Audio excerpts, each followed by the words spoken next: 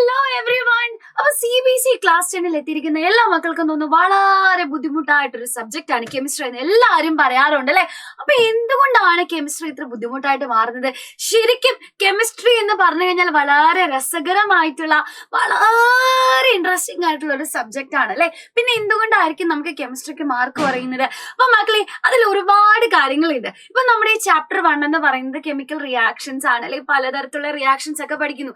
ഈ കെമിക്കൽ റിയാക്ഷൻസിൽ നിങ്ങൾ പലതരത്തിലുള്ള റിയാക്ഷൻസ് പഠിക്കും, ഡിസ്പ്ലേസ്മെന്റ് ഒക്കെ റിയാക്ഷൻസ് പഠിക്കുന്നു, അങ്ങനെ പലതരത്തിലുള്ള റിയാക്ഷൻസ് പഠിക്കാറുണ്ട്.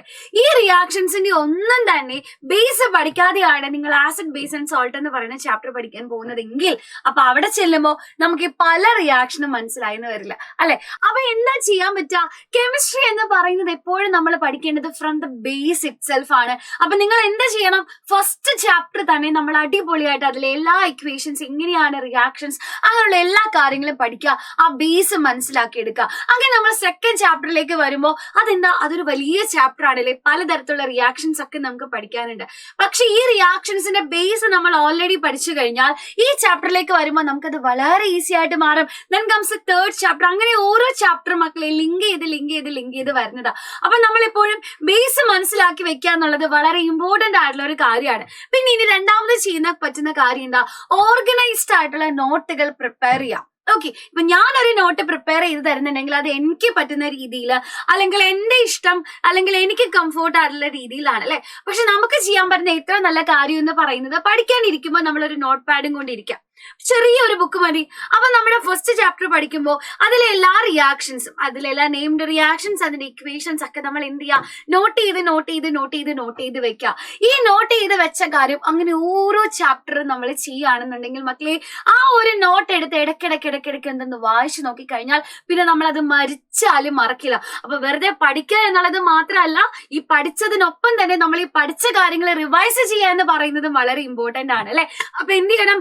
ഓർഗനൈസ്ഡ് ആയിട്ടുള്ള, വളരെ ക്രിസ്പ് ആൻഡ് ക്ലിയർ ആയിട്ടുള്ള, കംപ്രൈസ്ഡ് ആയിട്ടുള്ള നോട്ടുകൾ പ്രിപ്പയർ ചെയ്യുന്നതിനോടൊപ്പം തന്നെ അതിനെ റിവൈസ് ചെയ്യുക. അപ്പോ ഞാൻ പഠിക്കുമ്പോൾ തൊട്ട് കേട്ടിട്ടുള്ള ഒരു കാര്യമാണ്, എങ്ങനെയാണ് റിവൈസ് ചെയ്യണത്? നമ്മൾ പഠിച്ച കാര്യം നെക്സ്റ്റ് 10 മിനിറ്റിനുള്ളിൽ ഒരു വട്ടം നമ്മൾ വായിച്ചു നോക്കുക. പിന്നെ അതിനുശേഷം 1 അവറിനുള്ളിൽ ഒന്ന് വായിച്ചു നോക്കുക. ദെൻ 1 ഡേ, 1 വീക്ക്, അതേപോലെ 10 ഡേയ്സ്, 1 മന്ത്. ഈ ഒരു ടൈം ഫ്രെയിമില് നമ്മൾ പഠിച്ച കാര്യങ്ങൾ നമ്മളോട് ഇരുന്ന് ഫുള്ള് പഠിക്കാനല്ല ഞാൻ പറയുന്നത്, നമ്മൾ ഉണ്ടാക്കി വെച്ച ആ നോട്ട് എടുത്തൊന്ന് വായിച്ചു നോക്കാനേ പറയുന്നുള്ളൂ മക്കളെ.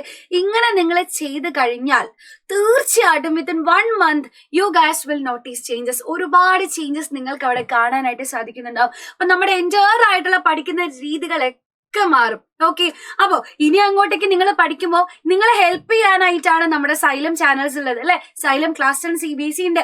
അതിൽ നമ്മൾ വീഡിയോസ് ആയിട്ടും അതേപോലെ ലൈവുകളായിട്ടും ഒക്കെ നിങ്ങൾക്ക് ലൈവുകൾ പ്രൊവൈഡ് ചെയ്യാറുണ്ട്. അപ്പൊ അതിൽ ഓൾറെഡി കഴിഞ്ഞു പോയ ലൈവ് ആണെങ്കിൽ ആ ലൈവിന്റെ വീഡിയോ അവിടെ കിടക്കുന്നുണ്ടാവും. അപ്പൊ ആസിഡ് ബേസ് ആൻഡ് സോൾട്ട് ആണെങ്കിൽ അതിന്റെ 1 ഷോട്ട് സീരീസ് ഉണ്ടാവും അല്ലെ. അങ്ങനെ എല്ലാ ചാപ്റ്ററും ഉണ്ടാവും. അപ്പൊ എന്റെ കുട്ടികൾക്ക് എന്താ ചെയ്യാം? നിങ്ങൾക്ക് പോയിട്ട് ആ ലൈവ് റെഫർ ചെയ്ത് കഴിഞ്ഞാൽ, ആ ക്ലാസ് കണ്ടു കഴിഞ്ഞാൽ നമുക്ക് പ്രോപ്പർ ആയിട്ട് ഡൗട്ടുള്ള കാര്യങ്ങളൊക്കെ ക്ലിയർ ചെയ്യാനും നമുക്ക് പറ്റും. അപ്പൊ പണ്ട് കാലത്തെ പോലെയല്ല മക്കളെ, ഇപ്പൊ ഒരുപാട് ഫീച്ചേഴ്സ് നിങ്ങൾക്ക് അവൈലബിൾ ആണ്.